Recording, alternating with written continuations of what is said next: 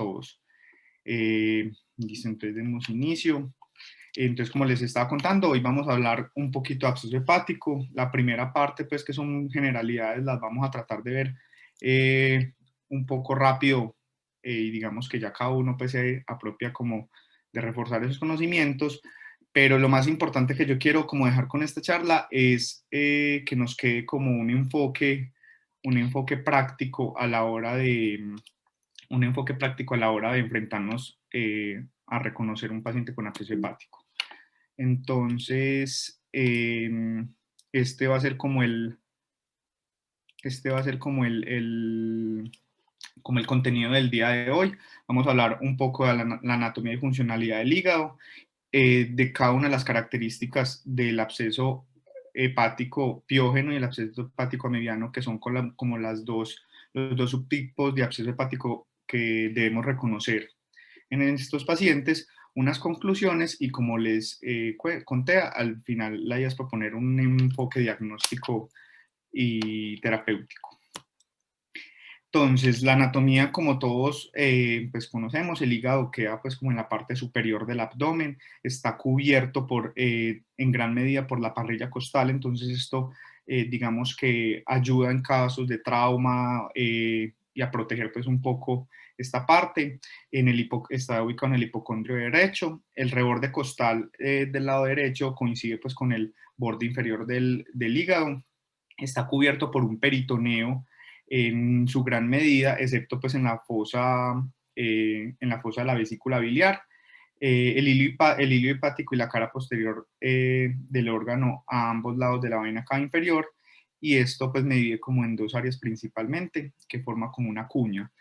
Eh, la parte posterior cabalga sobre la vena cava inferior y como pues nos dicen acá, es un órgano sólido, es el órgano pues más grande que tenemos en abdomen, pues dentro de los órganos sólidos, y pesa más o menos entre 1.2 y 1.6 kilos. Principalmente, pues en la parte macroscópica se divide en lóbulo derecho, el lóbulo izquierdo. Aquí pues nos los divide el ligamento falciforme, que es un receso pues, del peritoneo visceral, y se nos termina convirtiendo pues, en el ligamento redondo. Por la parte posterior o la cara posterior tenemos pues, la vena cava, y aquí se nos entra la vena hepática izquierda, la vena hepática derecha y la hepática media, que enseguida vamos a ver que esto es muy importante para la división como de la división anatómica o funcional del hígado. Y la vesícula biliar, muy importante también por este lado. Entonces, dentro de la anatomía funcional tenemos esta parte muy importante, que es como los segmentos o cisuras pues, que van a dar como la división funcional, que son ocho segmentos muy importantes, que cada una de las, pues, como de las venas o divisiones que se les conoce como las cisuras, nos va pues como esa parte pues como al órgano funcional, entre comillas. Cada segmento de la parte anatómica funcional está compuesto por una vena porta, una arteria hepática y un conducto biliar, que todo esto pues va a venir a secretar hacia la bilis principalmente, y ese sistema colector venoso. Y como les había contado, dividido por cisuras que lo conforman en cuatro sectores principalmente. Esas cisuras, como lo ven aquí, son la vena hepática media, vena hepática derecha y vena hepática izquierda. En la parte pues funcional, este es el lobulillo, como les mencioné ahorita, con sus estructuras en cada vértice, que son lo que habíamos hablado enseguida, y estos espacios conforman en lámines que entre la vena central y la tríada portal, para poder, digamos, que hacer todo este proceso funcional que está a cargo del hígado. Tenemos que reconocer que el hígado es uno de los órganos, digamos, que funciona al revés, entre comillas, porque la parte sanguínea que le llega en su gran medida es la parte venosa. La vena porta suministra el 75% del flujo, y aunque tiene un oxígeno entre el 50 y el 70%, tiene un muy buen caudal, y por eso alcanza a aportar entre un 50 a un 70%, así sea pues sangre poscapilar desoxigenada. Y la arteria hepática, que aquí vemos que su origen principalmente viene del tronco celíaco, el tronco celíaco igual a la hepática común, y así pues nos vamos dividiendo, y aporta nada más un 30 o un 50%. Entonces, pues siempre tener muy en cuenta que el hígado pues es un órgano que está irrigado principalmente por el sistema venoso, eh, como habíamos dicho, pues por su parte funcional que actúa desde este nivel. La hepática izquierda aporta los segmentos, la vena hepática izquierda aporta los segmentos que vimos anteriormente, que son los 2, 3 y 4, la hepática media al segmento 5 y la hepática derecha los segmentos 5, 6, 7 y 8. Entonces, listo, ahora sí ya nos vamos a entrar un poquito pues como a reconocer específicamente el absceso hepático. Como les había comentado inicialmente, tenemos dos tipos de absceso hepático, el piógeno y el amebiano. Entonces vamos a empezar a hablar del absceso piógeno. Digamos que los artículos y los libros nos dan esta definición, que consiste en el desenlace de varios procesos patológicos que producen una acumulación localizada de contenido purulento bacteriano en el hígado. En la parte epidemiológica es muy importante que esta incidencia ha venido en aumento por los procesos, digamos que intrínsecos de la persona. Entonces, cuando nos enfrentemos a un paciente, muy importante reconocer es quién es mi paciente, ese paciente, dónde está parado, porque tenemos que reconocer principalmente estas enfermedades que afectan el sistema inmune, como la diabetes, la inmunosupresión y la malnutrición, que hacen que la respuesta inflamatoria y respuesta pues, frente a patógenos como las bacterias sea mucho menor. Entonces, siempre en pacientes inmunosuprimidos con terapias biológicas y todas estas que me comprometen el sistema inmune, tratar de estar muy atentos a pues a los signos clínicos que vamos a hablar enseguida para reconocer pues como este absceso. El absceso piógeno es mucho más común en el lado derecho, y alrededor de la mitad de los pacientes presentan un único absceso. Esto es muy importante porque ahorita vamos a ver que reconociendo los dos tipos de abscesos, el piógeno, digamos que no es tan común, pues no es que no sea tan común, sino que no es tan característico que sea único, sino que casi siempre es múltiple, y uno siempre se aprende, piógeno múltiple, amebiano único. Pero aquí vamos a ver que hasta la mitad hacen un único absceso. Entonces hay cosas donde ya nos empieza pues como desde la clínica o desde la parte imagenológica a confundirnos un poquito. Con un OR de 11.9 nos informa pues que las personas entre 65 y 84 años es mucho menor comparado con las de 18 a 38 años. Entonces, aunque la incidencia viene aumentando con la edad, a lo largo pues, del tiempo, hemos visto que cada vez los pacientes jóvenes están teniendo pues como más estas infecciones. La incidencia en Estados Unidos es de 4.1 por 100.000 habitantes, en Taiwán de 17.6 por 100.000 habitantes. Aquí es muy importante porque esto nos habla de las condiciones socioeconómicas en las que están parados los países. Estados Unidos, digamos que entra dentro de un país desarrollado, Taiwán dentro de un país en vía de desarrollo. De Colombia no tenemos datos muy pues, como específicos y menos actualizados. Entonces, digamos que nosotros nos vamos acercando más hasta hacia el lado, hasta estos números que son mucho más altos, y yo me atrevería a decir que en Colombia muchísimo más, porque somos un país endémico para este tipo de infecciones. Relación entre hombres y mujeres de 1.5 a 1, siendo pues obviamente más prevalente en los hombres. Listo. Entonces, ¿cómo es la patogenia del absceso hepático? Vamos a tener una carga bacteriana inicial. Esta, digamos que puede llegar por ciertas vías. Enseguida vamos a ver cuáles son las principales, pues, como vías de inóculo bacteriano. Esta carga bacteriana supera la capacidad del hígado para eliminarlo, lo cual genera una invasión tisular. En la invasión tisular genera una infiltración de polimorfos nucleares neutrófilos, y esto me lleva a la formación de absceso. Aquí es muy importante esta parte, la infiltración de polimorfos nucleares neutrófilos, porque vamos a ver que a la hora de hacer ciertos tipos de exámenes nos puede ayudar un poquito. En la patogenia, entonces, como les había venido, todas estas son las causas de origen infeccioso que causan absceso hepático piógeno. Principalmente tenemos que tener muy en cuenta la obstrucción biliar, que equivale hasta en un 50 o un 60% de pues de los orígenes infecciosos. ¿Por qué? Porque esto es sumamente común, o sea, dentro de pues, dentro del abdomen agudo, digamos que la patología biliar es la segunda o tercera causa más común de abdomen agudo. Entonces una complicación de las colangitis, de las obstrucciones biliar, de las coleocolitiasis, puede ser un absceso hepático. Obviamente cuando tenemos infecciones como colangitis, y en esta que es la colangitis supurativa ascendente, el riesgo es muchísimo mayor. Otra cosa muy importante es la pieloflebitis. La pieloflebitis consiste en un drenaje del sistema digestivo que sube pues como por todo el sistema porta, por todo el sistema porta desde el tubo digestivo, y entonces como toda esta parte venosa, vimos que el caudal es gigante. Entonces estas pieloflebitis son también una causa muy importante, hasta en un 40%. Entonces dentro de estas dos eh, causas está pues como la gran mayoría de los pacientes.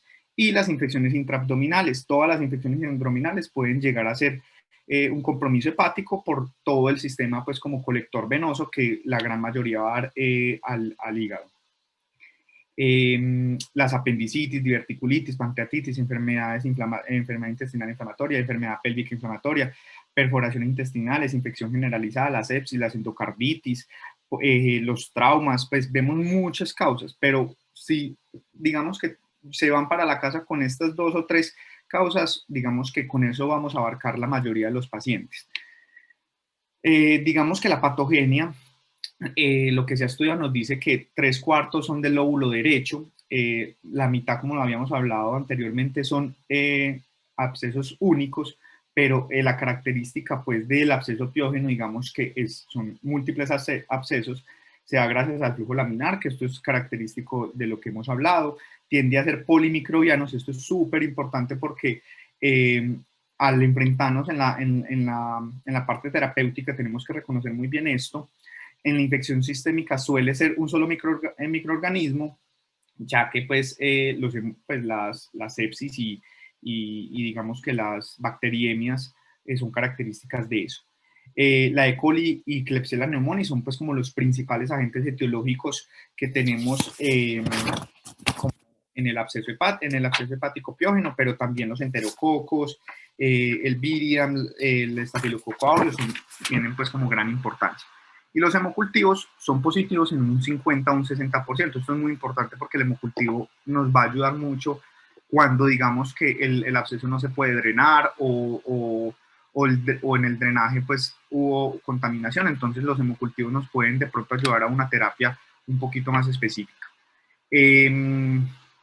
Listo. Entonces, la clínica.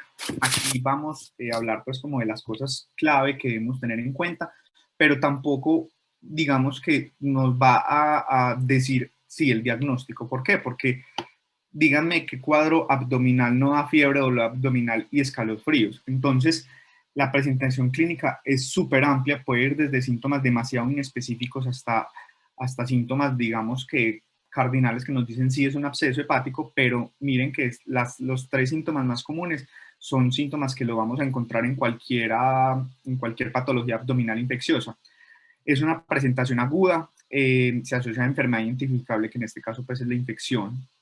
Otros síntomas que podemos tener es la ictericia. Esta ictericia está muy ligada a la causa principal de absceso hepático, que son pues, como la obstrucción del conducto biliar o las colangitis, diaforesis nocturna, emesis, malestar general, anorexia. Todos estos síntomas son síntomas generales, síntomas de, digamos que entre comillas, sepsis o síntomas de respuesta inflamatoria sistémica.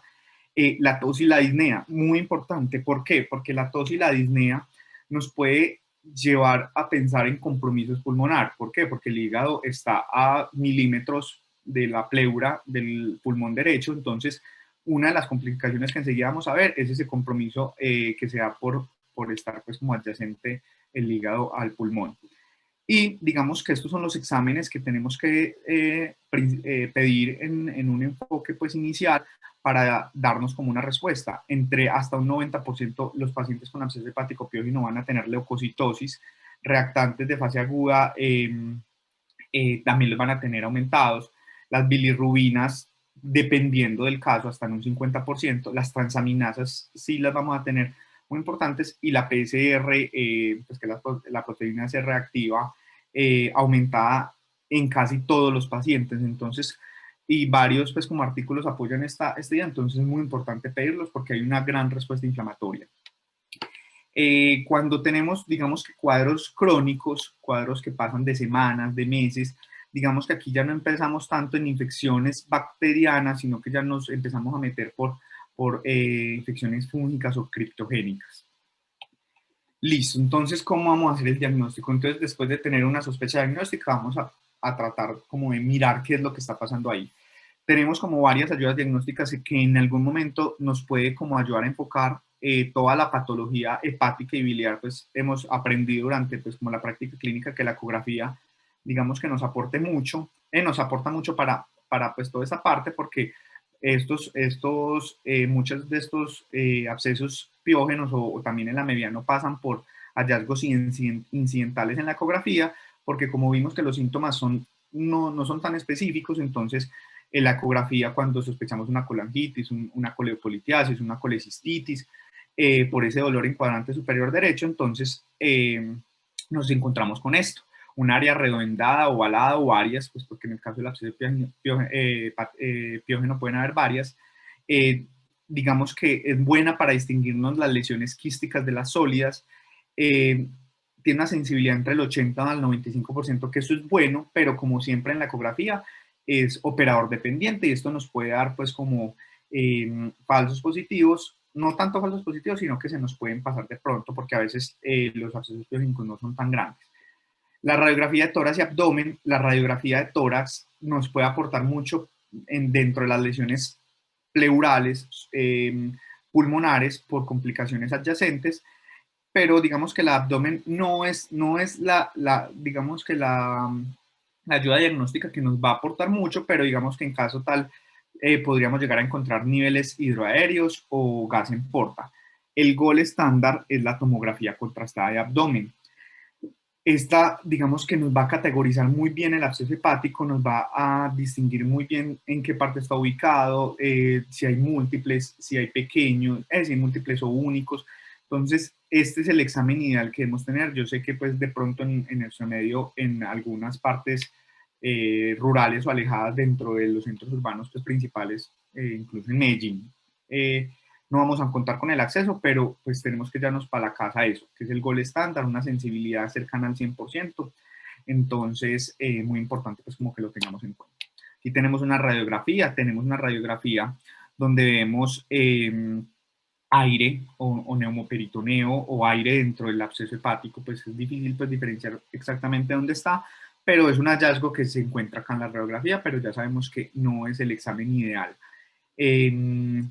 Esto es una tomografía, la tomografía sí nos describe muy bien los bordes, nos delimita muy bien dónde está el absceso, si hay múltiples abscesos. Aquí vemos digamos que esta es una tomografía inicial, donde vemos un absceso redondeado, grande, en el lóbulo derecho. Aquí ya vemos que el absceso se le hizo un drenaje, se le dejó un dren, y miramos un absceso posterior a un hígado posterior a la recuperación sin lesiones pues o secuelas. Listo, entonces, ¿cómo nos vamos a enfrentar en el tratamiento al absceso epiógeno? Siempre que se tenga la sospecha, iniciar terapia antibiótica empírica.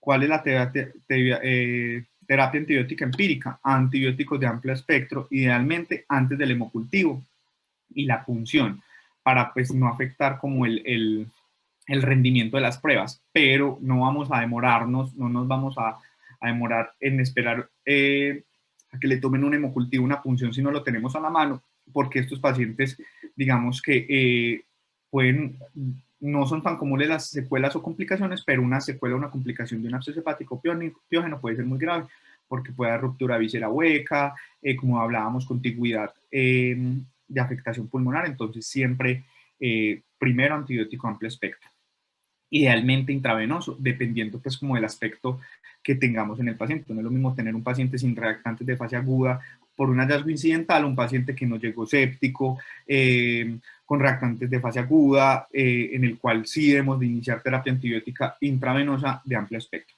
Debemos de cubrir todas enterobacterias, estreptococos, anaerobios, nosocomiales. ¿Por qué? Porque, como ya hemos hablado mucho, digamos que el origen es un origen intestinal, un origen infeccioso que muchas veces se asocia con colangitis, entonces debemos cubrir pues como toda esta gama de agentes infecciosos. ¿Cuánto vamos a tratar? Ah, bueno, y esta tablita me parece muy buena porque nos da pues como varios esquemas de terapia antibiótica. Digamos que eso depende mucho de las guías hospitalarias o donde estemos en el momento, pero lo importante es que sea amplio espectro y que tengamos la posibilidad de iniciarlo venoso. La duración podemos iniciar parenteralmente intravenoso por 2 semanas y después lo cambiamos a vía oral 4 a 6 semanas. Esto también es muy digamos que sugestivo a interpretación clínica. Esto es lo que nos recomiendan, pues, como los artículos, pero digamos que si es un absceso que se drenó, que el drenaje fue efectivo, que no quedó pues, como ningún inóculo allá con una infecciosa, uno se puede tirar hasta 15. Pues se puede, digamos, hacer una terapia antibiótica por 15 días y pueden resolver muy bien. Pero en cambio, si tenemos múltiples abscesos, múltiples abscesos que no tenemos la forma de drenarlos todos, pues este, este, esto va a ser mucho más complicado llegar a un tratamiento pues en corto plazo. Entonces por eso nos vamos hasta 6 semanas, 8 semanas combinando pues ambas terapias. Listo. El drenaje percutáneo, esto es muy importante porque siempre debemos de pensar que los abscesos hepáticos, si son susceptibles de drenaje, se deben de drenar. Muchas veces aquí nosotros simplemente lo que hacemos es el proceso de remisión o el proceso de interconsulta a radiología intervencionista. Digamos que la tasa de respuesta es de un 66 o 90%. Cuando la tasa de respuesta es tan buena y la terapia antibiótica también responde muy bien, a estos pacientes les va muy bien. Es un procedimiento tanto diagnóstico como terapéutico. ¿Por qué? Porque nos ayuda a identificar en tal caso el agente etiológico. Entonces digamos que podemos cambiarnos a terapias, podemos cambiarnos a terapias, digamos que más específicas para poder pues, erradicar el agente etiológico. Se debe hacer una verificación con ecografía de 48 a 72 horas posterior pues como a la punción. Si se deja dreno o no se deja dreno, eso también depende mucho. Y también depende pues como las recomendaciones del radiólogo. Contraindicaciones son estas que vemos acá: ascitis, coagulopatías pues por el riesgo que vamos a tener, o proximidad a estructuras vitales. No es lo mismo que tengamos un absceso en la parte superior derecha del hígado, que tengamos un absceso en la parte, digamos que superior izquierda, que es mucho más difícil pues como abordar desde una manera, pues por punción. Cirugía, ¿cuándo vamos a, o sea, esto es una patología obviamente que se maneja por cirugía, pero en muy poquitos casos se va a intervenir quirúrgicamente. ¿Cuándo vamos a intervenir quirúrgicamente? Si el paciente presenta sepsis a pesar de un drenaje y un adecuado manejo antibiótico de amplio espectro agresivo, estos pacientes digamos que llega un punto en el que el inóculo es tan grande, tan infeccioso, que la sepsis digamos que no se controla. Entonces hay que entrar a limpiar como pues como este inóculo que nos está generando la infección.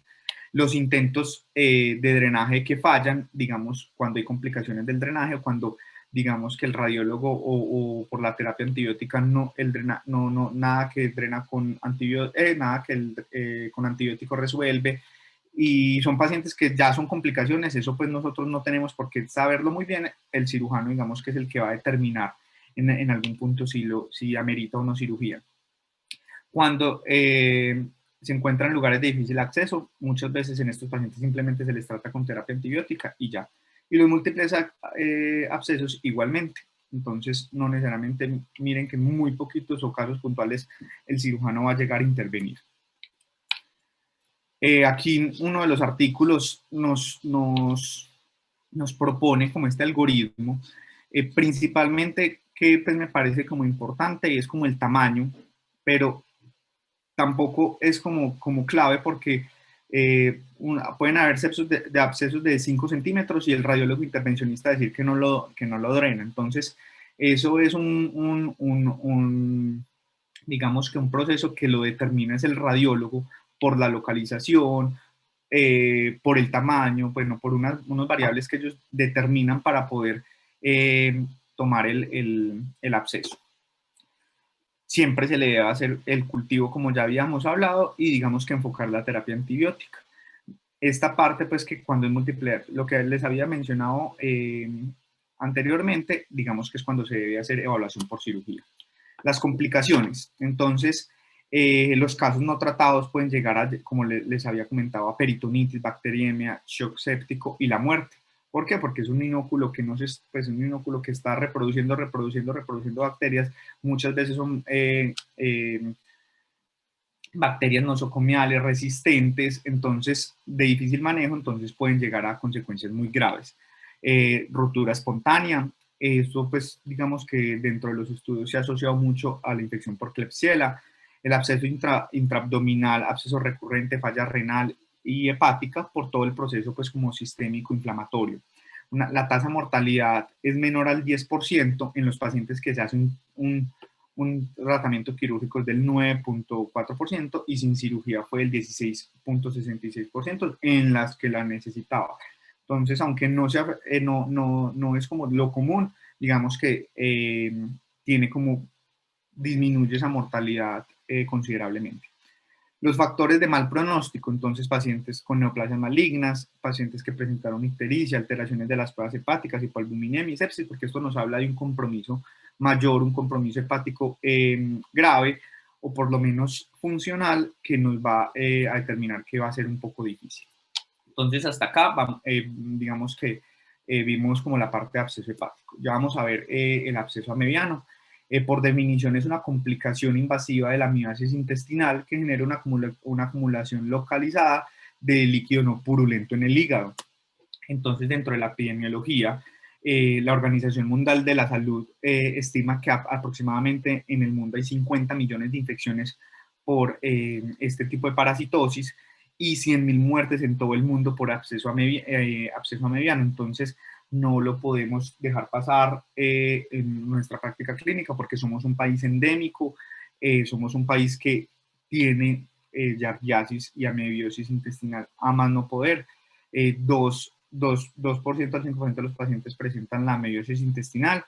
Las regiones con más incidencia en México, América Central y el Sur, África, casi siempre, como hablamos desde el inicio, países tropicales y en vía de desarrollo. Mucho más común en hombres entre 18 y 50 años. Y miren que aquí es súper clave que aquí casi que la mayoría de los pacientes son hombres. Una relación 21:1. Cambio en el absceso piógeno, digamos que era una relación 1.5:1. Entonces, digamos que hay cositas claves que nos ayudan a diferenciar.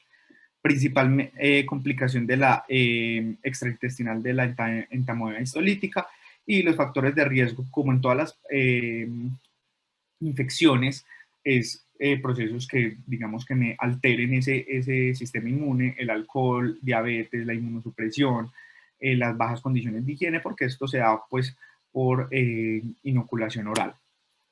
Entonces aquí pues sin demorarnos mucho, la entamoeba histolítica es un protozoo, tiene una vía de transmisión orofecal, entonces aquí es muy importante, digamos que la comida contaminada, el agua contaminada, y tiene dos estadios importantes. Tenemos un estadio infectante y un estadio invasivo. El estadio infectante es el quiste es el que nos va a inocular y va a entrar en nuestro sistema, y la forma invasiva es el trofozoito, que es el trofozoito el que va a ir a viajar y se va a depositar en el hígado.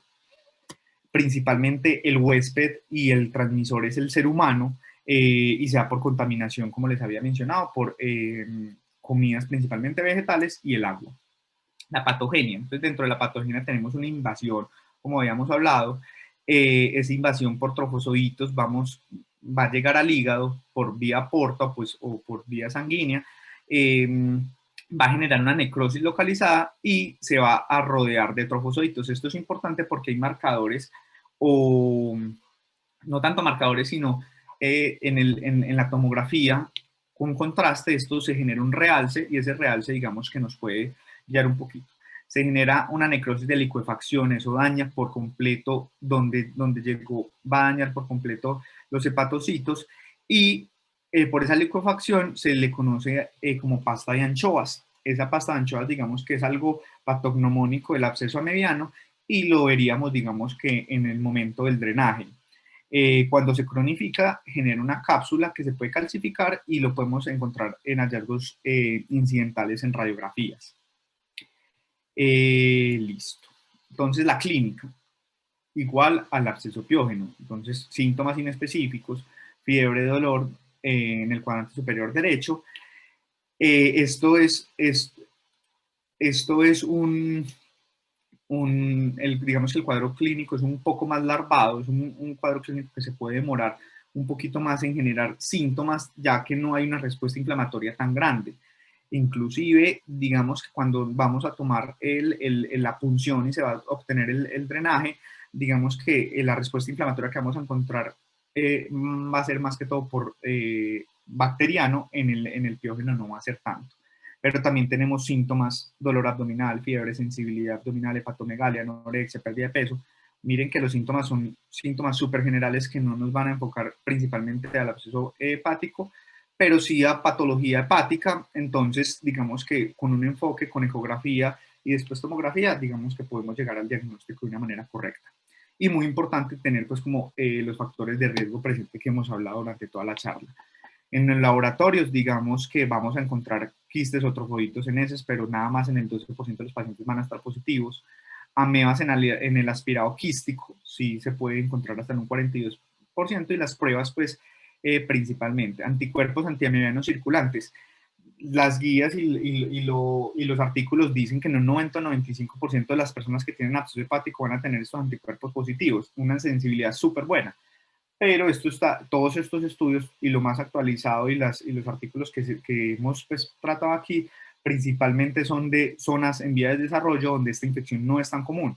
Entonces, que alguien tenga anticuerpos antiamebianos circulantes, pues los puede ayudar, digamos, con un enfoque diagnóstico, pero a nosotros no nos sirve para nada porque con toda seguridad la población colombiana entre un 80% va a tener estos anticuerpos antiamebianos circulantes positivos. Así no tenga absceso hepático mediano, simplemente porque con toda seguridad hemos tenido pues como amebiasis intestinal por, digamos que, la zona tropical donde vivimos. En el diagnóstico, entonces, igualmente, como habíamos hablado en el absceso piógeno, digamos que uno puede hacer un enfoque inicial con ecografía, donde vamos a ver esta lesión redondeada, limitada. Digamos que la cápsula va a ser mucho más característica en este tipo de absceso, más que en el piógeno, y el contenido hipoecóico y heterogéneo pues nos puede dar un acercamiento adecuado. Es muy buena. La tomografía contrastada obviamente nos va a detallar un poquito más en los estadios iniciales, pero puede perder exactitud. Entonces, con la ecografía, digamos que tenemos muy buen acercamiento. Aquí es donde yo le decía que la gamografía con galio o tecnesio sirve para diferenciar los abscesos, porque los amebianos no suelen tener leucocitos, entonces no captan el piógeno sí, el piógeno sí, pero pues esto es un examen que es mucho más costoso, que no, digamos, no nos va tampoco a cambiar mucho la conducta, que ya enseguida vamos a ver cómo vamos a enfocar ya uniendo todo lo que hemos visto. Entonces yo creo que con estos dos exámenes, o principalmente con la ecografía, podemos hacer pues como un adecuado enfoque. La radiografía de tórax y abdomen, igual que en el piógeno, pues no nos va a aportar mucho, pero podemos ver signos indirectos o signos de complicación. Aquí vemos una ecografía, vemos un absceso redondeado, único, grande, que se ve pues que es característico del absceso amebiano.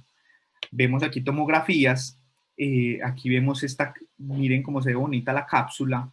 El amebiano es un absceso grande, que por ejemplo este absceso está súper fácil de drenar, pues está a 2 centímetros de la piel o de la parrilla costal. Aquí tenemos un absceso más pequeño, digamos que con un poco más profundo, pero igual también pues es susceptible de drenaje. Pero como les cuento, eso no lo tenemos pues como que determinar nosotros, sino el radiólogo intervencionista, quien es el que va a hacer el procedimiento. Listo.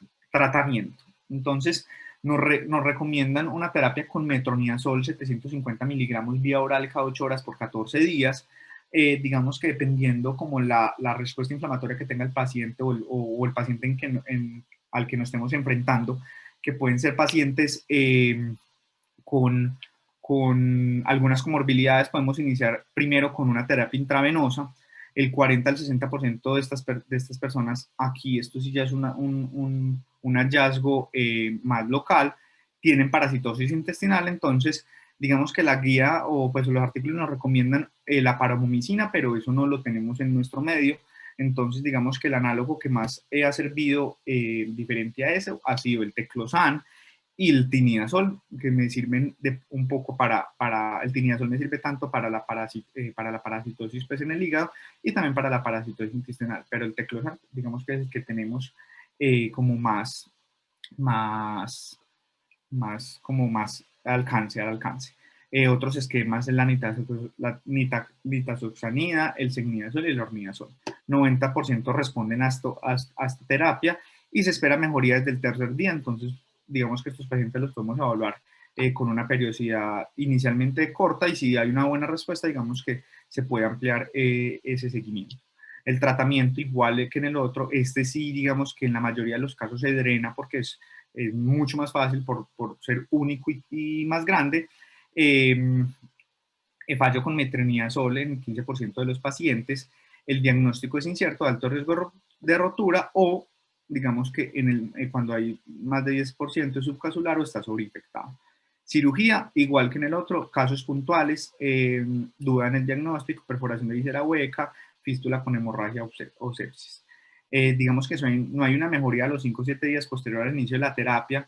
La laparotomía está indicada cuando se duda en el diagnóstico, pero digamos que eso el cirujano tiene pues como ya que evaluar un montón de variables para poder intervenir este tipo de pacientes. Las complicaciones muy parecidas a las del absceso piógeno, rotura del absceso, compresión de la vía biliar, mortalidad, sepsis, sobreinfección, y estos son como los factores independientes de mala evolución que nos pueden ir diciendo si está respondiendo o no a la terapia que instauramos, que nos pueden hablar que puede ir un paciente con falla hepática, la bilirrubina sérica mayor de 3.5, encefalopatía, hipogluceminemia, TP prolongado, el volumen del absceso que sea mayor de 500, anemia o diabetes. Listo, entonces aquí unas conclusiones, digamos que resumimos todo lo que hablamos en este rato, como las características principales de cada uno de los dos. El epiógeno polimicrobiano puede ser único o múltiple, es más agudo, se da más en adultos mayores, es muy similar entre hombres y mujeres, asociado a comorbilidades y a procesos infecciosos anteriores. El aspirado es con leucos y vamos a encontrar pues probablemente el agente etiológico. Cambio la mediana es por entameoidad estolística, subagudo tirando a crónico, se dan pacientes más jóvenes, muchísimo más en hombres, zonas endémicas, que nosotros somos zonas endémicas, y en el aspirado pues vamos a encontrar las amebias positivas y digamos que el cultivo negativo. Pero ¿qué pasa? En la mayoría de los casos que digamos que eso no está reportado, eso no, digamos, no se tiene un estudio aquí localmente que me reporte las características de la población local, en la mayoría de los casos digamos que se opta por el absceso mixto que contiene tanto por amebiasis intestinal que migró por entamoeba estolítica y también esa parte, digamos que de sobreinfección del absceso piógeno. El diagnóstico es combinado, clínico, laboratorio imagenológico. Siempre debemos iniciar terapia antibiótica empírica. Esa terapia antibiótica empírica, digamos que llega un punto en el que combinamos, cuando sospechamos de absceso hepático, combinamos las dos terapias, sería metronidazol como en esquema de amibiosis y la terapia para absceso piógeno. Siempre tener presente las indicaciones de cirugía, porque son como hemos hablado, raras, pues no son tan raras, pero no son tan comunes, pero pueden ser muy fatales si no se corrige a tiempo. Entonces, finalmente este era como el algoritmo o el enfoque que yo les propongo. Digamos que aquí tiene mucho que ver lo que hay en los artículos, digamos que desde la experiencia clínica que nos han aportado los profes en cirugía, siempre que tenemos sospecha clínica de absceso hepático, dolor en cuadrante superior derecho, fiebre, anorexia, malestar, mire que yo les pongo aquí patología hepática o biliar. Ni siquiera uno aquí debería sospechar absceso hepático porque es más común una patología biliar por la parte infecciosa. Entonces nos vamos a llenar de razones para sospechar en absceso hepático. Entonces hemoleucograma, perfil hepático, PCR. digamos que aquí de pronto las pruebas de función hepática no son pues como tan necesarias, los hemocultivos sí, las bilirrubinas pues como según como tengamos el paciente, si lo vemos tóxico, con signos de respuesta inflamatoria. Entonces aquí tenemos una sospecha diagnóstica, digamos que por facilidad, por accesibilidad, por costo efectividad, la ecografía debe ser como ese pilar en el inicio de la sospecha diagnóstica. Si no vemos absolutamente nada en la ecografía, nos salió negativa, pero tenemos alta sospecha diagnóstica, no sé, un paciente con todos los signos clínicos y no digamos que no encontramos colangitis, no encontramos alteraciones que nos hagan sospechar una patología como un abdomen agudo, otra patología que tenga los mismos signos clínicos, debemos de pedir un TAC, que el TAC no solo es para absceso hepático, sino también para esas otras patologías, entonces nos va a aportar mucha información. Cuando en la ecografía vemos el absceso, o sea, nos sale positiva, debemos determinar, ¿es susceptible de drenaje? Entonces, si es susceptible de drenaje, lo drenamos, digamos que uno lo drena, pero digamos que después de drenar y tomar pues los exámenes que hablamos ahora, iniciamos la terapia empírica, que incluye el antibiótico para cubrir el absceso piógeno y el metronidazol, que también me cubre, digamos que unas etiologías como los anaerobios dentro del piógeno, pero también me está cubriendo el absceso amebiano. Digamos que nos salió digamos que hasta ahí nos podemos quedar con muchos pacientes y van a resolver de manera espontánea, pero digamos que si el cultivo y el del drenaje nos sale solo pasta de anchoas, entonces, y no hay signos que nos hagan sospechar eh, pues como compromiso de sobreinfección, digamos que podemos dejar con el metronidazol y quito antibióticos si, como hemos hablado, si no hay signos de sobreinfección y el hemocultivo y el cultivo del drenaje salen negativos, solo como en estos casos. Y aquí, si vemos mejoría el tercer día, continuamos el metronidazol por 14 días, como lo habíamos hablado en el esquema que les mencioné, y si no hay mejoría, repetimos el TAC, si no lo hemos hecho, o hacemos un TAC nuevo. Si hay leucos positivos y cultivo positivo, digamos que podemos mirar si podemos escalar una terapia dirigida o continuamos con la terapia que veníamos, que es la de Amplas Play. Si no es susceptible de drenaje, montamos la terapia antibiótico, cualquiera de los esquemas que les mencioné, ácido amoxicilina clavulanato con metronidazol, porque ahí estamos cubriendo los ambas, o trimetoprim sulfamethoxazol con metronidazol, pues como que lo importante es que me cubran esas dos etiologías, principalmente porque no vamos a tener pues como ningún método confirmatorio de cuál de las dos.